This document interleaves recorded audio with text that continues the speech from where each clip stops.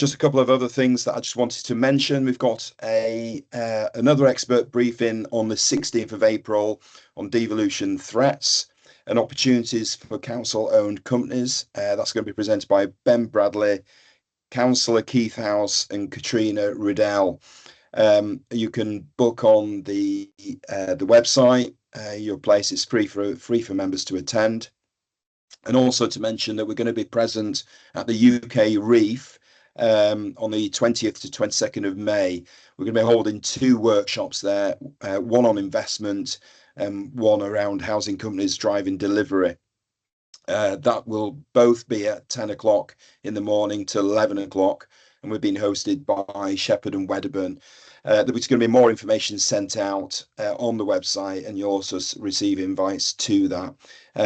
It is obviously, if all members will be invited to that, but you will need to have acquired a UK Reef pass to attend. But if you are up there, it'd be great to see you all. Other events and announcements will follow shortly. And that's it from me. So over to you, Toby, to take the lead on the today's briefing. Thank you. Thanks very much, Andy, and hello and welcome to the Housing and Development Network and our first expert briefing. My name's Toby Fox. As Andy said, I'm the partnerships lead at the Housing and Development Network.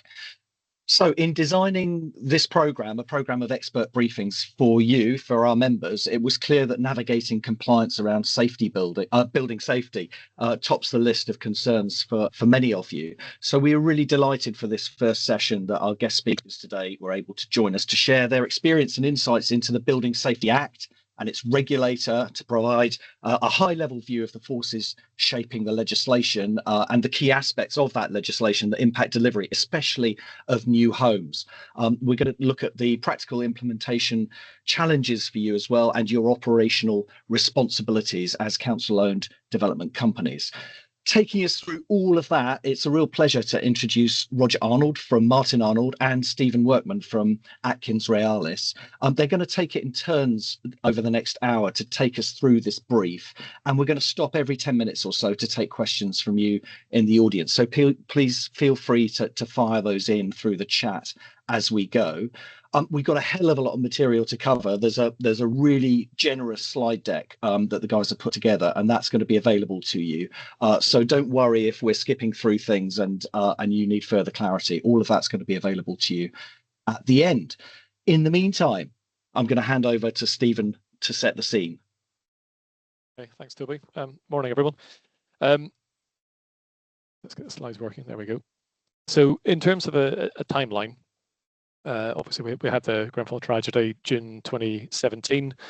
A Hackett report came out in May 2018, and then the Gateway 1 was introduced in 2021, and then the secondary legislation was updated in 2023. In between that, we had the Building Safety Act, which got royal assent in April, and all of those activities triggered other updates, etc. So after Grenfell, just after the Hackett report, we had the ban on combustible materials in buildings over 18 metres. That's under approved document B, so B4 Reg 7. Sprinklers were introduced into buildings over 11 metres in 2020, and so forth. Very recently, we've had the Grenfell Phase 2 inquiry report, and then the government's response to that in February 25. Really interesting read. They've accepted all 49 recommendations in full. Sorry, 49 recommendations in full, the remaining 9 in principle, including the appointment of a new chief construction advisor. It's really worth reading through that. In terms of the structure of everything and how the legislation works, the Building Act 1984, that's a piece of primary legislation, as is the Building Safety Act 2022. And what that allows then is the update of secondary legislation. So the main one here is the updates to the building regulations and the approved documents, and we'll come on to that in a little more detail in a minute. What the primary legislation does in terms of the Building Safety Act, it overhauls and amends other existing primary legislation. It introduces new secondary legislation, as I've just said, and again, we'll look at that in more detail in a sec.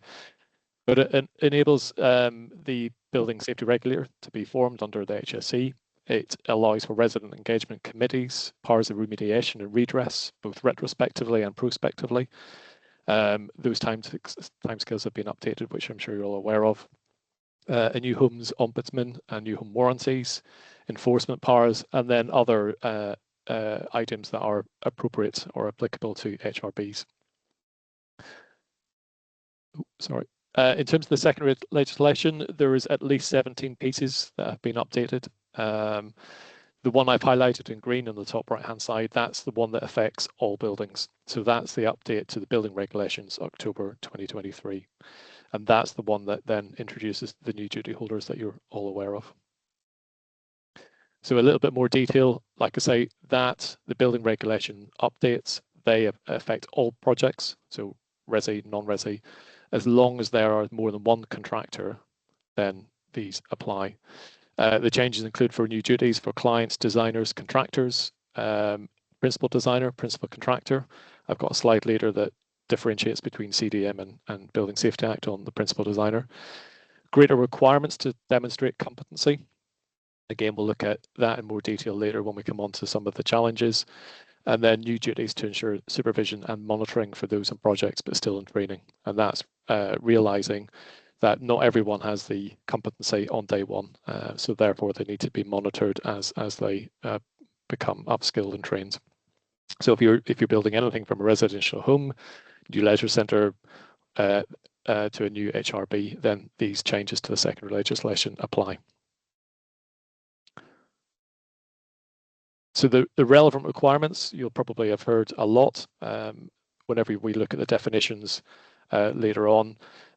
Principal designer, principal contractor either need to design or build a building in compliance with the relevant requirements. But what are the relevant requirements? So the relevant requirements are set out in Schedule 1 of the Building Regulations 2010 and at the beginning of each approved document. So the images here show you in approved document A, B, the bit in the green box, that is the requirement. So that is the relevant requirement that your design teams, your contractor, and you as a client are ensuring that you are building or designing or reviewing to meet those relevant requirements. So you can just see here in the top left-hand side, that's where it says requirement. So which of the relevant requirements apply is complex, particularly for alterations and material change in use. And that's is worth then looking at regulations 5 and 6 in more detail. One of the first things your design team should do, along with you as a client, is to confirm which of the relevant requirements apply to your building. Like I said before, the differences between CDM and BRPD, so the Building Regulations PD. So CDM, it's plan, manage and monitor and coordinate the pre-construction design phase so that the project is carried out minimizing risks to health and safety. The BRPD is same wording, but at the end is compliance with all relevant requirements. So one, minimizing risk to health and safety. The other is looking for the compliance with all relevant requirements. So hopefully that sets the scene. It's important to remember there are some exemptions. So exemptions are listed in Schedule 2 and Schedule 4, so Part 2A of the Building Regulations. Schedule 2, this image is from that. There are 7 classes of building that could be exempt. The first one is buildings where you are controlled under separate legislation. So UK AEA, the Atomic Energy Agency, ancient monuments, etc. They are all then designed, it's not designed, but they are controlled by different legislation. Buildings not frequented by people. So again, in the business I work in, we often have buildings not frequented by people with buildings frequented by people, and therefore you need to work out where it applies and where it doesn't. And then there's a series of other ones. So temporary buildings, again, please bear in mind that within the building regulations, the definition of temporary is 28 days. Again, we work on large infrastructure projects where you have buildings that are seen as temporary, but could be there between 10 and 15 years. That's different to temporary under the Building Safety Act, sorry, not Building Safety Act, the building regulations, which is 28 days. So Schedule 4, however, that's on minor works. So again, we've listed some examples of what those minor works could be. Replacement of any fixed electrical equipment, replacing damaged cable or for a single circuit, providing a self-contained fixed building service, etc., etc. So minor works, and some of those can then also be carried out by self-certification, contractor self-certified. So that covers both setting the scene and exemptions. Great, thanks very much, Stephen. Any questions at this stage, do put your hands up or fire them into the chat. But just before, and we might save some of the Q&A time till later in the session when people have kind of clarified their thoughts. But Stephen, just at this point, do you feel, and does the sector generally feel, that these regulations themselves, notwithstanding how they've been implemented, are positive and necessary? Yes, I think everyone agrees with the reason why these new rules have been introduced or the sector legislation has been updated. Everyone is driving towards designing and building safer buildings for everyone.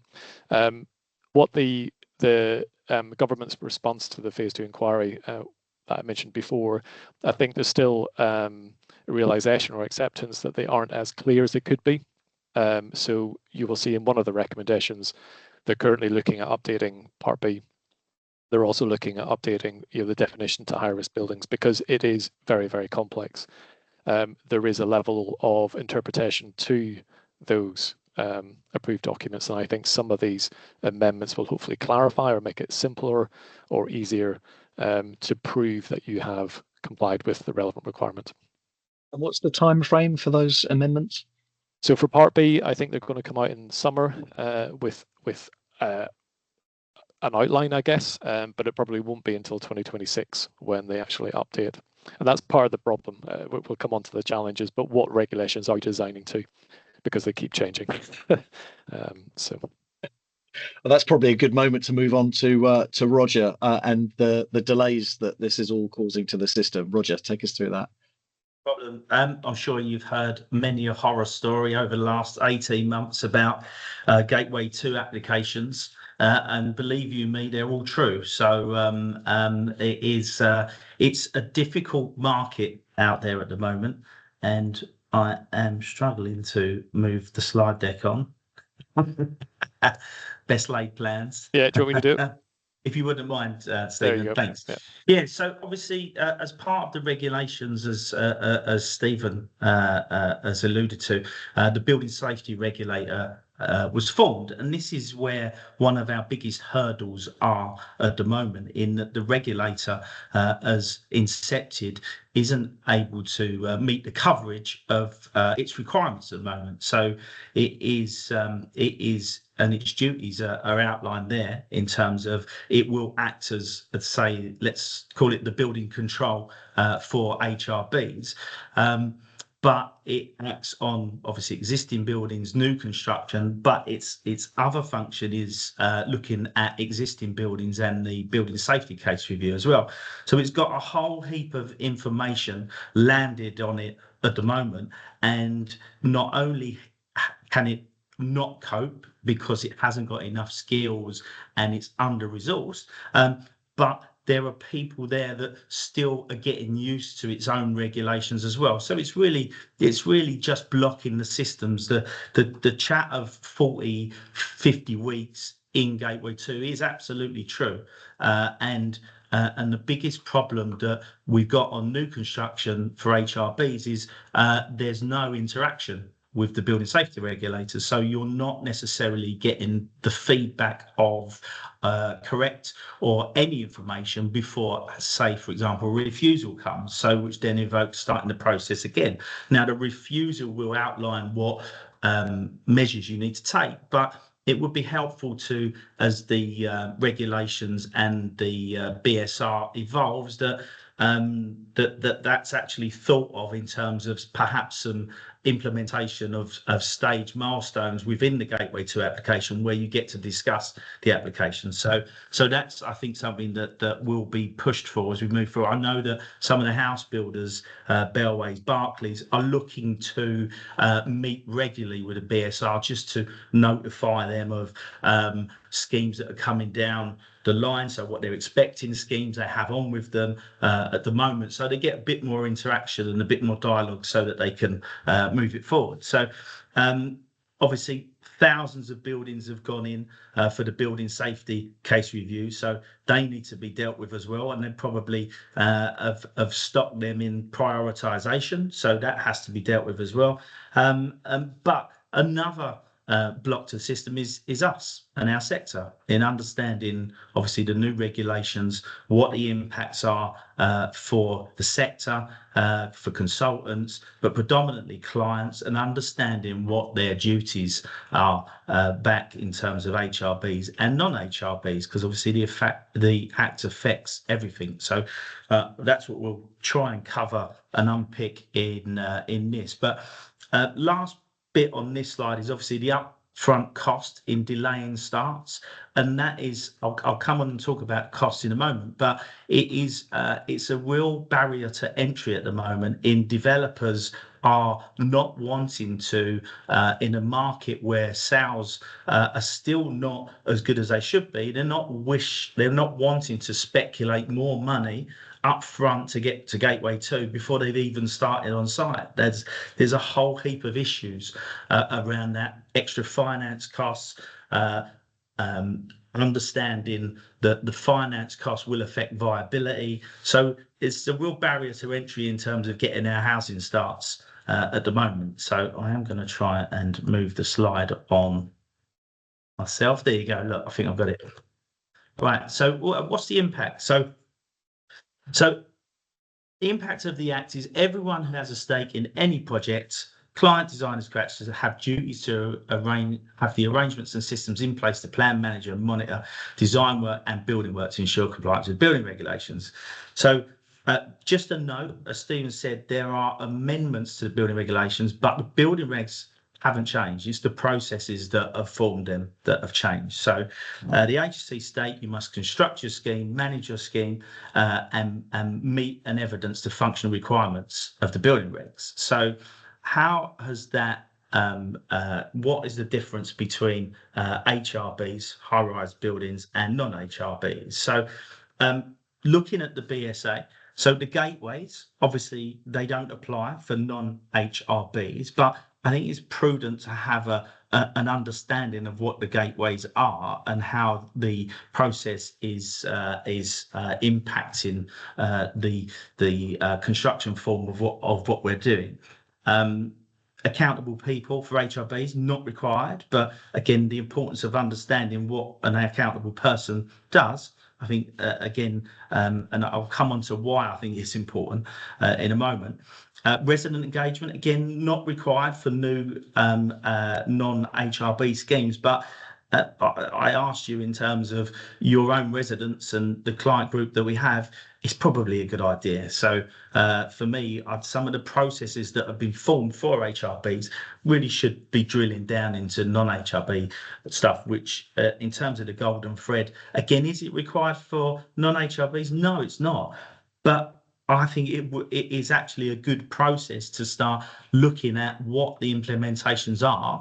And if you're holding stock, whether it be HRBs or non-HRBs, I think, again, it's something that I would be, as a client, considering, actually, this is quite a good thing. And it might cost more at the outset, but actually in the long-term stakeholdership of my stock, this is what I need to be considering. So, and as with anything we know, and where new legislation has come in, it may be HRBs now, but I fully anticipate that the transition later on will drop down, and there's a note there about 18 to 11 metres. That's already being talked about, but actually a lot of these regulations, I think, will just drop down and filter into how we build our stock in the future. So some of the impacts I've seen, I just want to talk around this, and you probably have your own experiences as well, but I've seen a lot of developers actually remove stories at the moment to get in under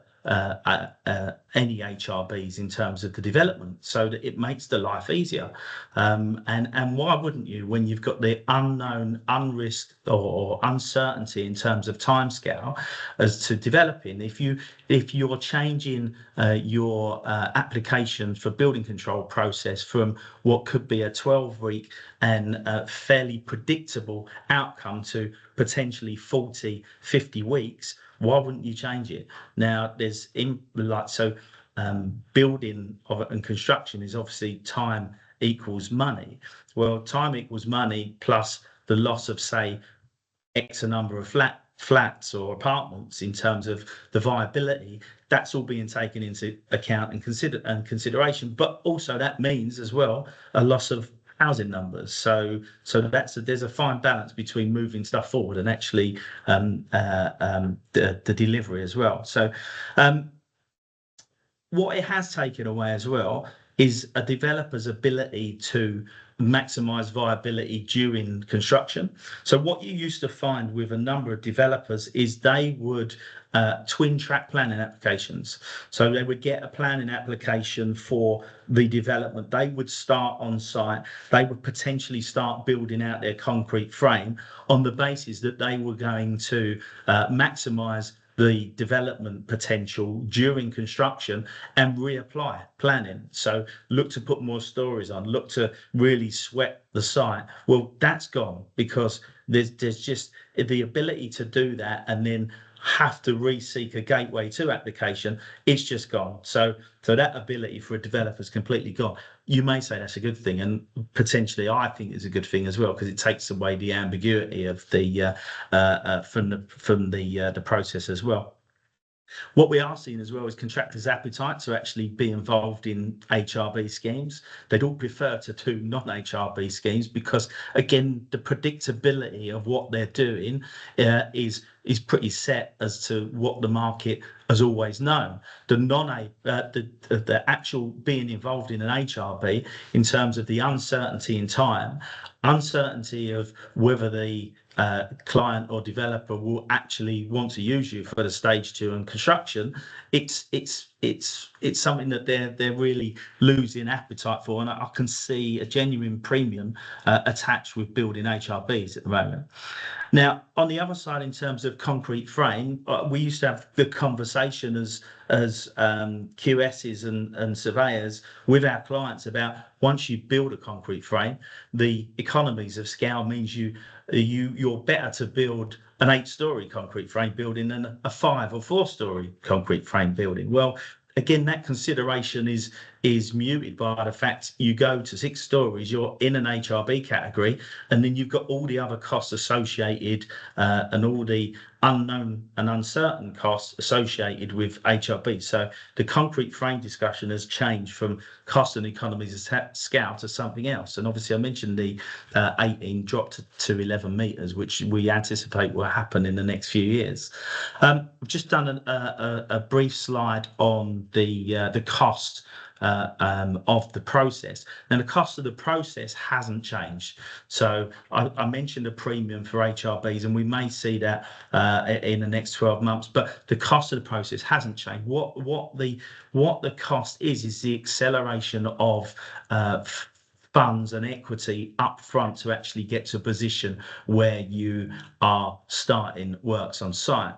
So you're bringing forward the detailed design of any scheme, the fees, the associated subcontractor negotiation, ensuring it's buildable product before you start on site. So the additional cost in financing that and actually getting to site it's quite prohibitive at the moment, especially if you're a speculative developer. So it's just bearing those issues in mind. So and obviously in the current market where sales are still not as attractive as they were, that's again prohibiting some of the starts. So so what does it mean for procurement? Well, for non-HRBs, I'd pretty much say it's the status quo. So everything's on the table. Single stage design and build, which we all know and love, is still very much an opportunity for non-HRBs, but very difficult now for building HRBs due to the uncertainty of the period, both pre and post contract, which is leading to delays. So what we are doing on HRB contracts is we're looking at different ways of procuring. We'll probably land in a 2-stage design and build, which is so that we're going through pre-contract to gateway 2 under, say, a PCSA or an enabling works contract, and we are stopping there until we actually get gateway 2 approval, so you're not exhausting overheads and prelims with a main contractor, and then either reletting the contract to the original contractor or taking a tender out to a number of contractors to then relet the main contract. Now, that obviously comes with its risks to the client in terms of transference over of collateral warranties, etc., taking more design risk. But that's probably the way that we are looking at moving forward with HRBs at the moment.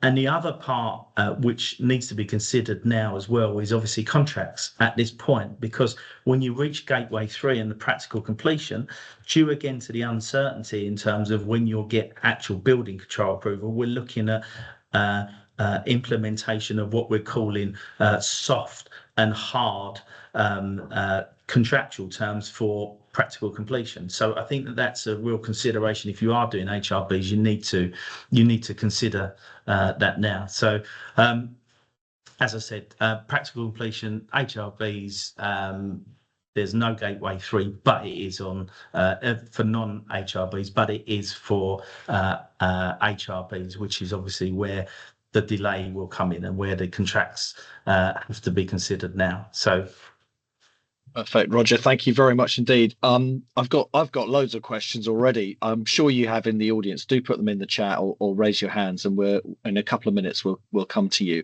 Stephen, do you want to just talk us through some of the challenges to delivery around kind of competency and consistency? Yeah, absolutely. So yeah, I've listed I think 5 challenges here. So the first one is competency. Obviously that's designed as skills, knowledge, experience, and appropriate behaviour and pass 8671.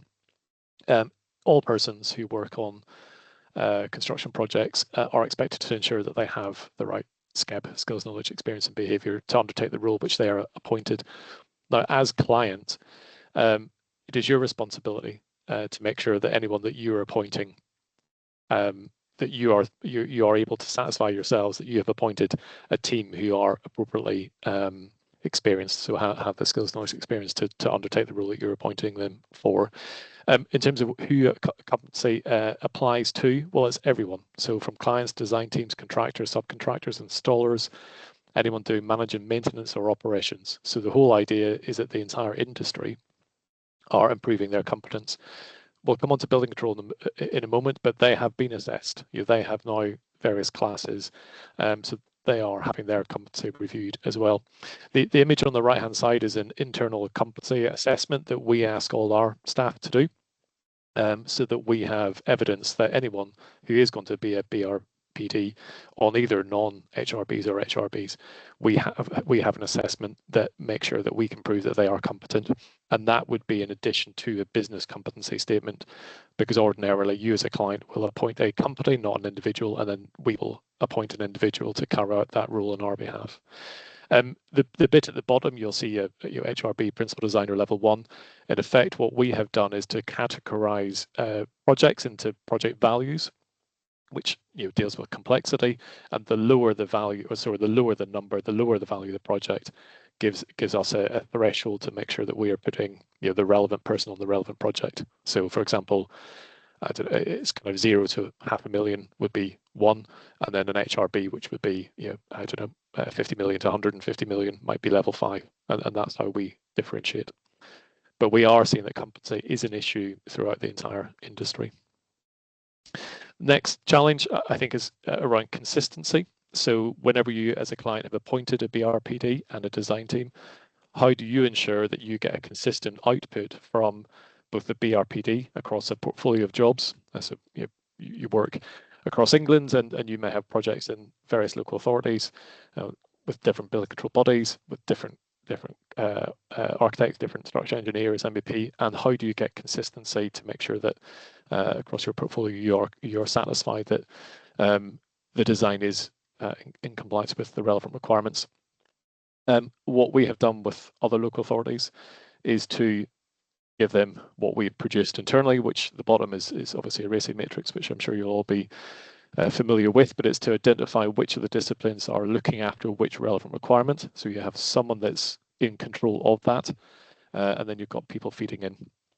The image on the top is where you have a compliance tracker, and that you go through at every REBA stage and ask the designers to complete how they are complying with the relevant requirement at that particular stage. What that enables then is consistency that you get per stage, and if you hand the BRPD on to a contractor, if you go down D and B, then they have fulfilled their duty up until that point. The other thing about consistency, I've put here on the left-hand side, is division rules, as-built information, both quantum and format, and where you might then as a client store all that information.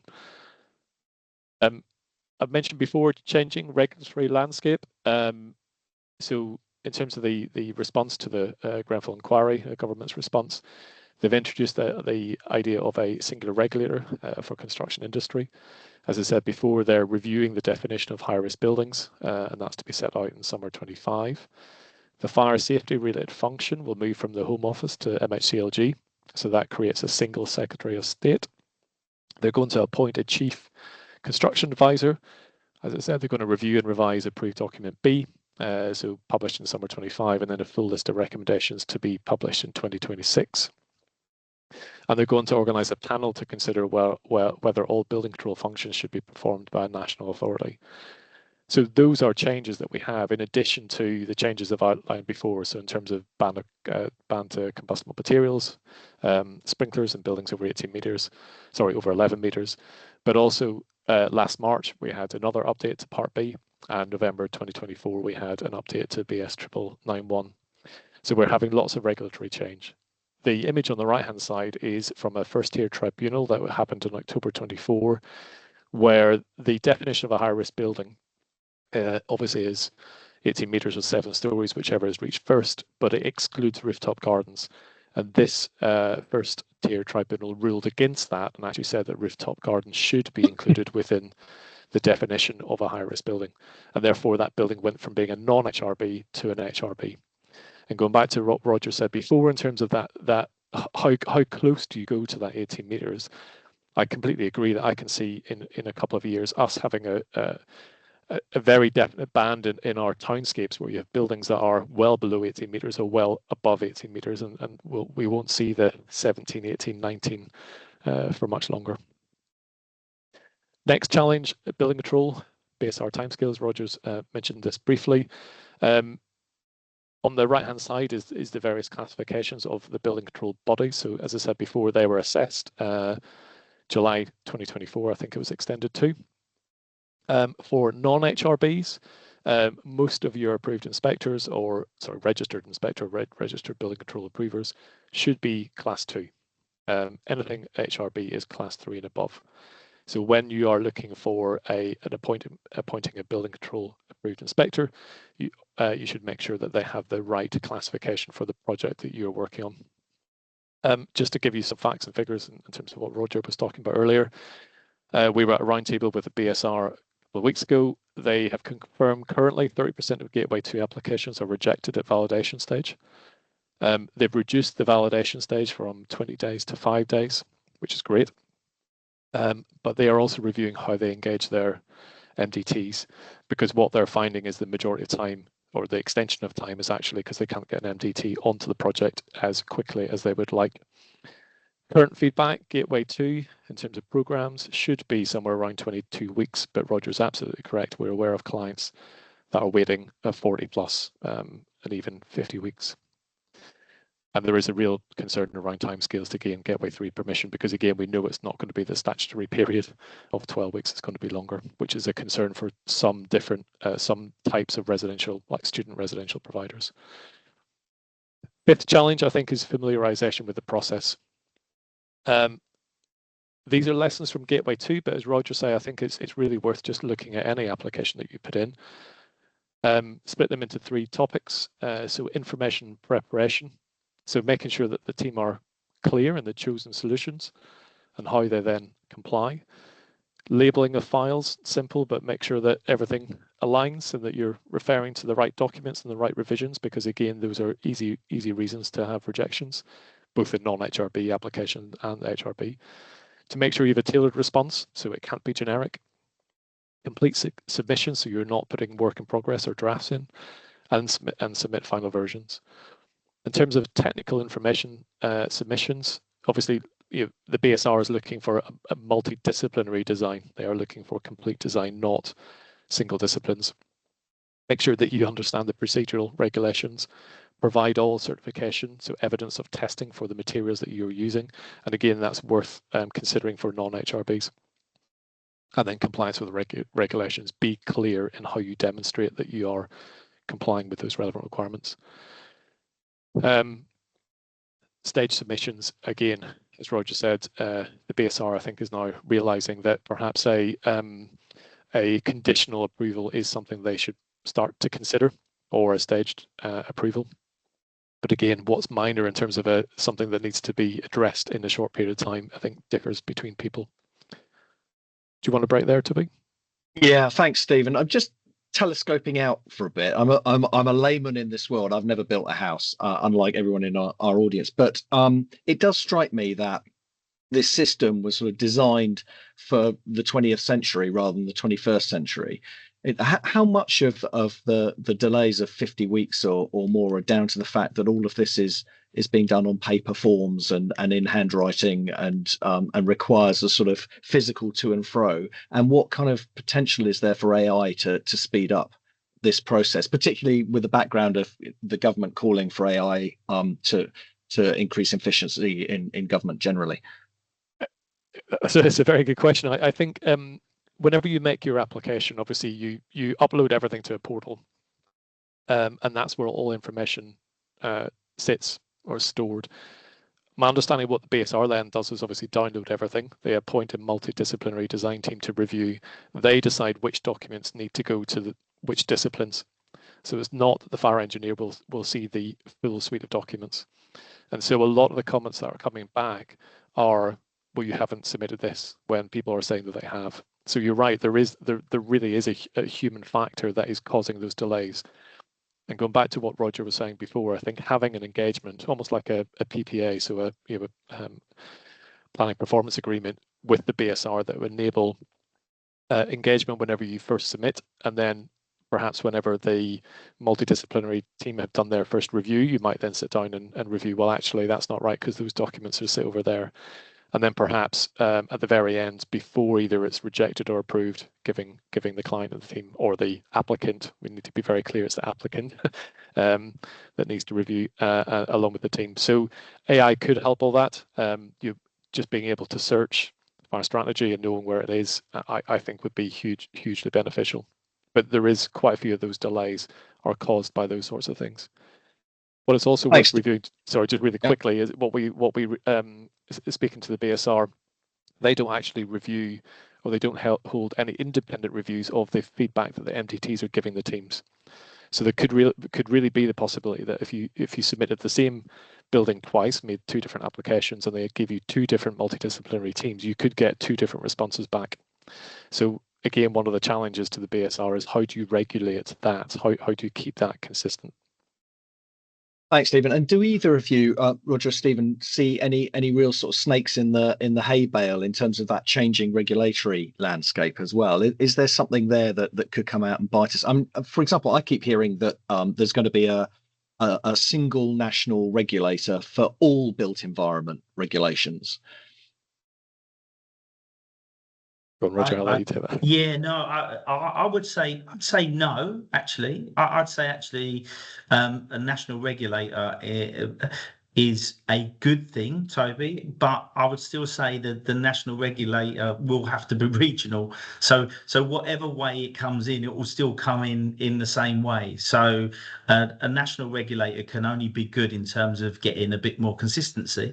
But I would still say that's I can't see any snakes. The thing for me is, I guess a lot of people are questioning why has this happened. We all know why it's happened.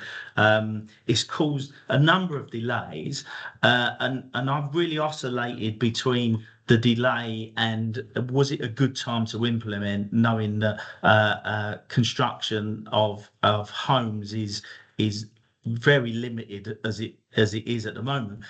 But I think I've landed on the fact that introducing these regulations now is actually a really good time to do it because of that fact, so that everybody can get used to the regulations, start to understand, start to learn, guinea pig what they're doing, so that when we actually do push the button on new construction and it moves quickly, everybody is moving in the right direction. So I can't see any hidden or undertones in terms of the new regulations, and perhaps the summer regulations coming through that won't be a positive to the way we're building at the moment. So thanks, Roger. Okay, in the absence of any hands going up or any questions in the chat, should we hand back to Stephen to talk us through client responsibilities? Yeah, absolutely. I think one thing I would add just to the point that Roger was making is that not necessarily a snake in the hay, but I think what needs to be issued is some clarity around the testing of materials. We as an industry are not collaborative. You will get suppliers testing their product in a fire test in whatever environment that they want, or sorry, in a construction that they advise or devise. And until we as an industry come together and start testing materials and systems that actually represent what we actually build buildings from, I think we're always going to run into these delays or headwinds where we can't actually determine if a product is applicable, because you always have to have that field of application. And I think until you remove that or demystify that, I guess, and make it a lot clearer, I think that to me is always going to be an obstacle. In terms of client duties, hopefully everyone should be familiar with this. The link at the bottom will take you to the regulation. So when Toby issues these, if there is a link that's underlined, that's what it does. It takes you to the regulation. It's always worth reading that just to get your head round. But in terms of the client's duties under the building regulations, so within the secondary legislation that I talked about before, Regulation 11A Part 1, the client is there to make suitable arrangements for planning, managing, and monitoring a project, including allocation of sufficient time and other resource, so as to ensure compliance with all relevant requirements. So making sure that you're appointing a PD who's competent, but giving them sufficient time and resource that they can actually carry out that duty. So arrangements are deemed to be suitable if the design work carried out, if built, would be in compliance with all the relevant requirements, ensure building work is carried out in accordance with all relevant requirements, and enable designers and contractors to cooperate with each other. Where there is more than one contractor, or it's reasonably foreseeable that more than one contractor will be appointed, that is when the client needs to appoint a principal designer and a principal contractor. It's really worth noting that if a client does not appoint a principal designer, the rule defaults to them, which then circles back to the point about competence. If you don't have a PD, then you within your organization needs to have the relevant competence to be able to carry out that role.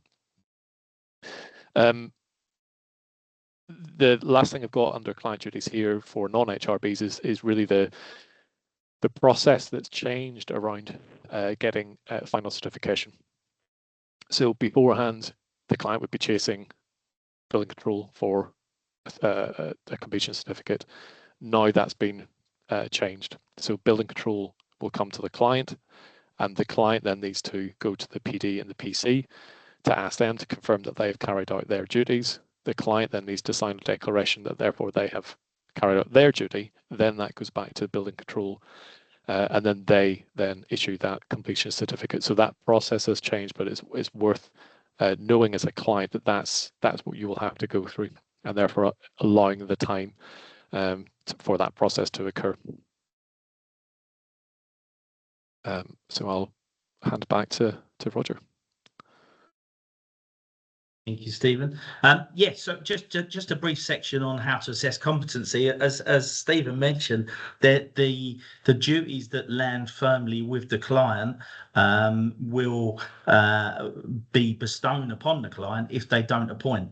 So if they don't appoint a principal designer, if they don't appoint a principal contractor, they land firmly with you. So getting this right up front is obviously where the duties of the client are very important. So before permitting someone to carry out work, the regulations state you must take all reasonable steps to satisfy themselves that they fulfill the requirements. So these are the people that you appoint, competency, general requirements, or is an individual or is in training to fulfill the requirements. So everything that you do as a client is to instill you can certify or you have assessed and can evidence base your assessment of competency of the people that you appoint to do certain works. And by certain works, I mean looking at every individual project that you do. That is obviously non-exempt, whether that is refurbishment, whether that is new construction, whether that is student accommodation, etc. You need to look at the type of works and assess that the people that you're using are competent to do so.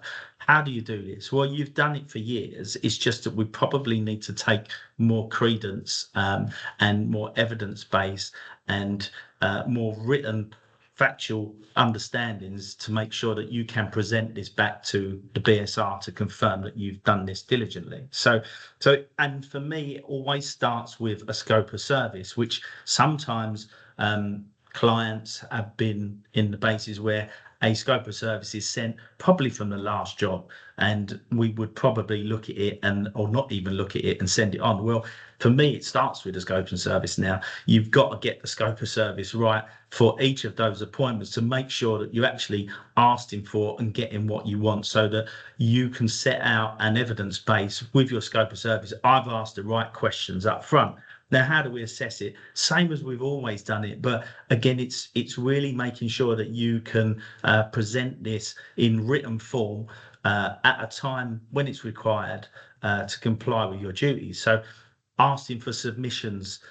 So again, not just sending out some criteria that you'd always use, but assessing what you require in these submissions to get and extract the information that you need from the people that you're appointing to show that they can perform their duties on this piece of work that you're doing. So it's really looking at your project and making sure that that submission you're asking the right questions, not just your old like your pro formas that you'd always send out. Just it has to be a little bit more considerate of the works that you're wanting to undertake.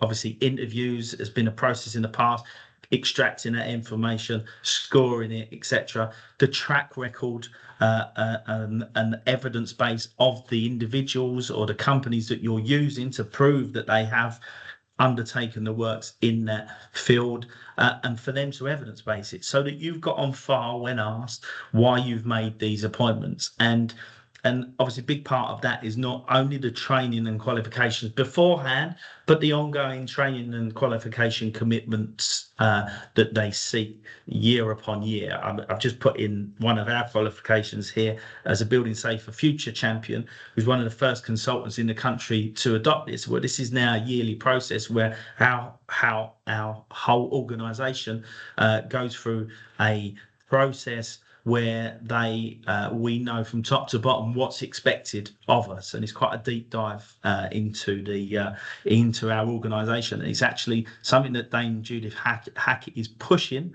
for people to become competency and a registered Building Safer Future champion before they're even considered. So we'll see how that transpires. It'll be good for us, but obviously. So starting points for you guys, just put it in a link there, and this is the document suggested the Department for Levelling Up as guidance on collaborative procurement. So just click on the link there and have a look through in your own time. So now, just to finishing off, obviously one of your main or your two duty main appointments will be to appoint a principal designer and a principal contractor. So that is where we just explore quickly the differences that Stephen highlighted before. You'll still have the two roles. You'll have the role of the CDM principal designer looking after health and safety. You'll have the role of the BSR principal designer to look after the design side. So, and again, I've just put a link there into the RRBA, which is probably one of the best documents to explain the differences between the two roles. So, part of the regulations, Regulation 11D, client's responsibility to appoint a principal designer, designer with control over design work, appoint a principal contractor, with a contractor with control over the building work, and obviously everything must be confirmed in writing. So that's obligatory. So timing for appointments for hire for HRBs before building control approval submission. For other projects before construction phase begins. So they're obviously the critical time. And as Stephen mentioned, no appointments made, the duties revert to the client. So principal designer, the regulations as the HSC outline, plan, manage, monitor design work during the design phase, take all reasonable steps to ensure design work is carried out by them under their control. Is planned, managed and monitored. You'll see that term a lot. Planned, managed and monitored. So the design as such, if built, complies with relevant building regulations, which is obviously a bit of a change from what we've expected in the past. It doesn't necessarily, or there's as our PI insurers, the consideration as to, for example, whether our PD have any design responsibility is still a bit of a grey area. Stephen might have some more comments on that as well, but it's a bit of a grey area at the moment until the role really transpires into what it is actually that we're doing, and we'll I think probably it's worthwhile Stephen giving his views on that, but I can talk about that in a moment. And then obviously ensure that all the people working on the project cooperate, communicate, coordinate, liaison with the principal contractor, and sharing information relevant to the building work. And obviously then the role of the client is to also share the role of the information that they hold with the principal contractor, principal designer as well. So what's expected of a building regulation principal designer? Well, they must be part of the design team, and usually, or it has been in the past, that you'd sit outside of it, but they're integral now to the design phase, the other consultants appointed, and it does say there, quite critically, without influence over design decisions. And that's obviously the grey area with insurance and PI is actually there's no design input, but they're being asked to be technically competent in terms of building regulations to be sitting in that position. So there's just a slight grey area there, as I mentioned. Coordinate design team, keeping records of all designers, their responsibilities across the project. Back to Stephen's matrix earlier, which is a great way of making sure there's consistency in the project team. As I mentioned, know enough about building regs to assess whether design will comply with relevant regulations. Well, again, does that put the onus back into, for the PI and insurance, back into the role? So again, a little bit grey there. And support others by passing on necessary information to explain how the property is built correctly. So just some other bits about the additional duties. As I say, plan, manage and monitor comes up over and over again. Ensuring compliance and coordination, liaison with principal contractors, and assistance and preparation of documentations that the client needs to prepare. We're already seeing the introduction of a new role where clients are looking for an advisory principal designer. So where all the obligations sit on the side of the main contractor, we're already being asked to, and in fact have a number of appointments already where we're sitting alongside the building regs PD on the contractor side, and we're acting as an advisory role, much the same as we did when the first CDM regulations came out, and we had a CDM advisor sitting outside of the project team, but advising the client on whether the team, so another pair of eyes, are actually doing what they say they're doing. So a bit big brother, but there we go. last slide on this is obviously there are new. It is a new role, or there are some differences to a principal contractor's role, and the definition is the building regulations principal contractor must plan, manager, and monitor building works, cooperate, coordinate, and communicate to ensure building work complies with building regulations. So there is obviously their duty, responsibility to do that as well. So again, I've listed some of the other elements in terms of what they must do there, but that probably concludes in terms of the client and what you need to do under that topic. That's great, Roger. Thank you. Perfect. Stephen, do you just want to come in with anything additional on the PD role? And also, could you respond to Mike Smith in the audience's question about the changes for non-HRB above 11 metres and the upcoming potential changes for residential in the 11 to 18 metre grey zone? Yeah, so just on the principal designer, what's interesting is, Roger, if you go back a couple of slides, the role of the principal designer is to coordinate matters relating to design, not to coordinate the design, because you still have the lead consultant. So we need to be very clear that the responsibility of coordinating the design sits with your lead consultant, and the PD is to coordinate matters relating to design. What that means is then making sure that they are complying with the relevant requirements. So in terms of liability, it's the designer's responsibility to design to the relevant requirements, and that hasn't changed. So I think there's always, as you said, there's a grey area, but it's making sure that we as an industry don't muddle things, don't make it even grayer, and apportion responsibility where it's not supposed to go. I completely agree with you that the HSE's guidance is that the principal designer is there in being able to influence and control the design. So it's interesting about which discipline that might sit, and that really depends on what nature of work that you're doing. But given this is a housing seminar, then it's likely that the architect is best placed to take that on. In terms of the regulation between 11 and 18 metres, well, that's very much changing. As I said before, all buildings over 11 metres should be sprinklered. If you look at Part B, the B4 Reg 7, which is to do with the non-combustible materials, applies to over 18 metres. In that particular instance, we need to be careful when you look at buildings that, whilst over 18 metres, might sit over a railway station or transport-oriented development, because then it starts to affect buildings that are below 18 metres. So there's lots of impacts there. Escape distances, second stairs, I think that will probably apply to over 11 metres quite soon. That's maybe part of the changes they are looking at, particularly Part B. The application of BS 9991, again, that's normally for buildings that are much taller, but I think we'll see changes there. So I guess can't give Mike a clear answer, but I do think things will be changing quite soon. Thanks, Stephen. Okay, well, look, in the interest of keeping everything to time, that's all we have time for. I feel that we could have gone on with more questions for the rest of the day, because I've got a stack of them here. But as Harry Houdini always said, leave the audience wanting more. So like the great escape artist, it's time to let you wiggle out of this session and into your next Teams meeting, you lucky people. Thanks, audience, for your attention, and Mike for that question.